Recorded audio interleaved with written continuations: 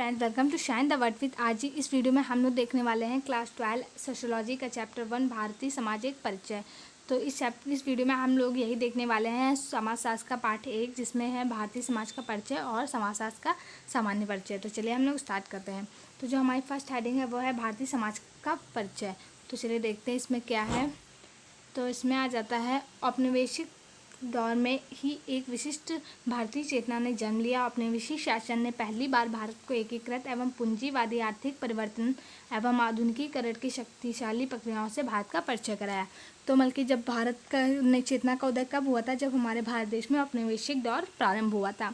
तो आगे बढ़ते हैं हम लोग। एक तरह से जो परिवर्तन लाए गए उन्हें बदला नहीं जा सकता। यहाँ पे बदला होना चाहिए, क्योंकि समाज वैसा कभी नहीं हो सकता जैसे पहले था। मतलब कि जब औपनिवेशवाद हमारे भारत में आया तो बहुत सारे ऐसे परिवर्तन हुए जिन्हें हम बदल नहीं सकते हैं। तो औपनिवेशवाद क्या होता है? उपनिवेशवाद वो होता है जैसे कि किसी शक्तिशाली राष्ट्र के द्वारा किसी अन्य राष्ट्र पर अपना नियंत्रण कर लेना। जैसे कि पहले हमारे भारत पे ब्रिटिश शासकों ने नियंत्रण कर लिया था, तो इसी को उपनिवेशवाद कहते हैं। तो आई होप आपको समझ में आ गया होगा। तो आगे बढ़ते हैं हम लोग।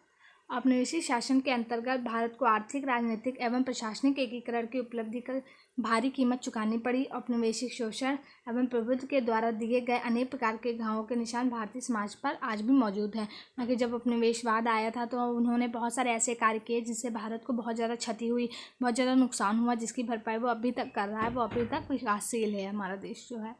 नेक्स्ट है हमारी हेडिंग, औपनिवेशिक शासन में भारतीय चेतना का उदय। तो ये है हेडिंग लिखा है ऐसे, औपनिवेशिक शासन में भारतीय चेतना के निम्न प्रकार से जन्म दिया। तो फर्स्ट क्या है? औपनिवेशिक शासन ने पहली बार राजनीति तथा प्रशासनिक रूप से भारतीयों को एक किया। मतलब जब औपनिवेशिक शासन हुआ, उपनिवेशवाद आया, तभी जो भारतीय हैं उन्होंने एकीकरण करना प्रारंभ किया। नेक्स्ट है हमारा, औपनिवेशिक शासन ने पूंजीवादी आर्थिक परिवर्तन एवं आधुनिकीकरण की ताकतवर, यहाँ पे बकरियाँ नहीं शक्तियाँ होगा, ताकतवर शक्तियों से भारत का परिचय कराया।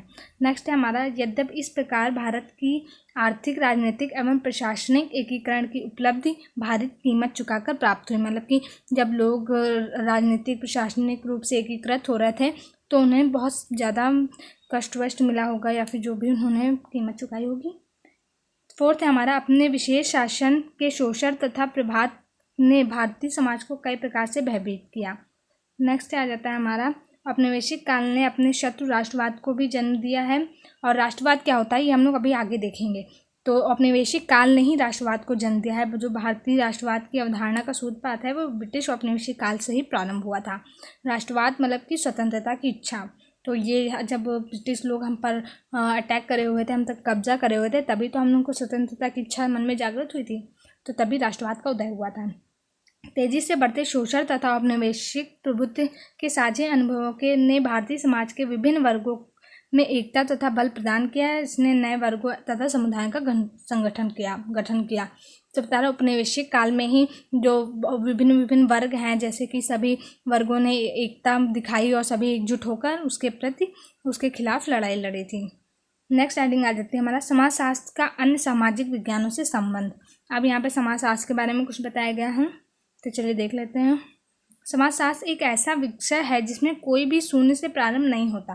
तो आपका समाजशास्त्र तो हमारे आसपास में जो सामाजिक घटनाएं हो रही हैं उसी को बताया जाता है। तो हर मनुष्य को जब तक वो स्कूल जाने की आयु तक होता है उसे कुछ ना कुछ अपने समाज के बारे में ज़रूर पता होता है, क्योंकि हर किसी को समाज के बारे में जानकारी होती है। जबकि अन्य विश्वविद्यालयों, घरों तथा अन्य जगह पर पढ़ाए जाते हैं, जबकि अन्य विषय होना चाहिए यहाँ पे। तो जबकि लेकिन जो अलग अलग सब्जेक्ट होते हैं उनके, जैसे साइंस है तो जब हम स्कूल जाएंगे तभी हमें पता चलेगा, और मैथ वगैरह जब हम स्कूल जाएंगे तभी हम पढ़ेंगे। लेकिन जो एक समाजशास्त्र ऐसा सब्जेक्ट है जो हमें थोड़ा थोड़ा उसकी नॉलेज पहले से ही होती है। नेक्स्ट है हमारा, जीवन के बढ़ते हुए क्रम में यह एक अभिन्न हिस्सा होता है, इसलिए समाज के बारे में किसी को जानकारी सभी को संभावित रूप से प्राप्त हो जाती है।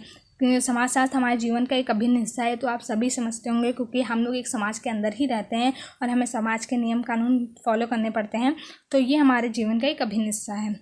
अब आ जाते हैं पाठ में आए हो कुछ महत्वपूर्ण प्रश्न, जैसे कि समाज क्या होता है, संस्कृत क्या होता है, राष्ट्रवाद क्या होता है।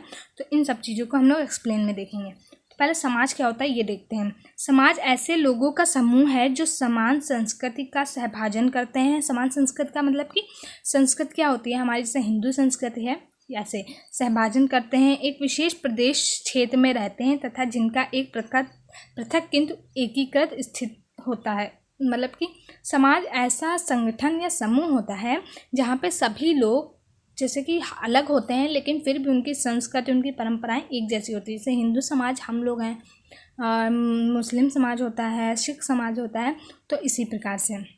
नेक्स्ट आ जाता है हमारा संस्कृति। अब संस्कृति क्या होती है? समाज का सुसज्जित प्रतीकात्मक पहलू जिसे भाषा, रीति रिवाज, परंपरा इत्यादि शामिल होते हैं तथा जिनका संचरण पीढ़ी दर पीढ़ी होता है। संस्कृत के अंदर क्या आ जाती है? हमारी भाषा आ जाती है, हमारे रीति रिवाज आ जाते हैं, हमारे परंपरा आ जाती हैं। जो भी ये सब होता है ये हमारी संस्कृत के अंतर्गत आता है। और जो ये सब होता है ये हमें पीढ़ी, बल्कि हमारे जो पूर्वज होते हैं उन्हीं से तो प्राप्त हुए। अब हम लोग तो परंपरा कोई बनाते नहीं, रीति रिवाज ये तो पहले से ही चलते आ रहे हैं और हमें वही सब फॉलो करने पड़ते हैं। नेक्स्ट आ जाता है आरोपित पहचान। तो ये क्वेश्चन बहुत बार आता है कि आरोपित पहचान से क्या तात्पर्य है, आरोपित पहचान क्या होती है, तो आप इसे बहुत अच्छे से देखिएगा। तो देख लेते हैं। योग्यता एवं निपुणता के बजाय किसी व्यक्ति की जन्म तथा संबंधों के आधार पर पहचान आरोपित पहचान कहलाती है। मतलब लोगों की पहचान ऐसे नहीं की जाती है कि उसके अंदर क्या गुण है, क्या योग्यता है, ऐसे कुछ नहीं। जिसके घर पे वो जन्म लिया, जैसे कि मान लीजिए आप हिंदू समाज में जन्म लेते हैं तो आप हिंदू कहलाते हैं, तो यही आपकी आरोपित पहचान है। जैसे कि आप मुस्लिम समाज में जन्म लेते हैं तो आप मुस्लिम कहलाओगे, हिंदू और सिख हो तो सिख कहलाओगे। इस टाइप की ये पहचान आपकी आरोपित पहचान कहलाती है। नेक्स्ट है हमारा सुवाच्य। तो सुवाच्य किसे कहते हैं? गहराई पूर्वक स्वयं का आत्मनिरीक्षण करने की योग्यता सुवाच्य कहलाती है। अब गहराई पूर्वक मतलब कि खुद को देखना कि हम अंदर से कैसे हैं, हम अच्छे कार्य करते हैं, बुरे कार्य करते हैं, ये सब देखना हमको सुवाच्य कहलाता है। नेक्स्ट है वर्ग। वर्ग क्या होता है? समाज में ऐसे लोगों का समूह जो एक ही प्रकार के सामाजिक आर्थिक स्तर से संबंध होते हैं, जैसे कार्यशील वर्ग, उच्च वर्ग, मध्यम वर्ग। तो वर्ग वही होते हैं जैसे कि क्लास, मान लीजिए जैसे मिडिल क्लास होते हैं, हाई क्लास होते हैं, लोअर क्लास होते हैं लोग, ऐसे ही जैसे बहुत पैसे वाले लोग होते हैं, कुछ कम पैसे वाले लोग होते हैं, इसी टाइप के ये वर्ग होते हैं, अलग अलग वर्ग। नेक्स्ट आ जाता है समुदाय। ऐसे लोगों का समूह जो समान धर्म, जाति, कार्य इत्यादि से संबंध हो इत्यादि होना चाहिए यहाँ पे, जैसे स्थानीय समुदाय, अंतर्राष्ट्रीय समुदाय, जाति समुदाय। तो ये आ जाता है हमारा समुदाय। उसके बाद आ जाता है उपनिवेशवाद। उपनिवेशवाद मैंने अभी बताया था, किसी शक्तिशाली राष्ट्र द्वारा किसी अन्य राष्ट्र अथवा राष्ट्रों को नियंत्रित करने का कृत्य उपनिवेशवाद कहलाता है।